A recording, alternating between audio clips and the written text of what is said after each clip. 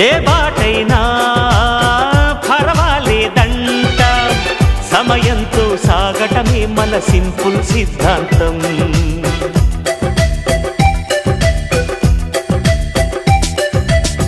చిరుగాలికి పరిమళమిచ్చే సిరిమల్లెల వనమై ఉందాం, గగనాన్ని నేలను కలిపే హరివిల్లుల వంతెన అవుదాం.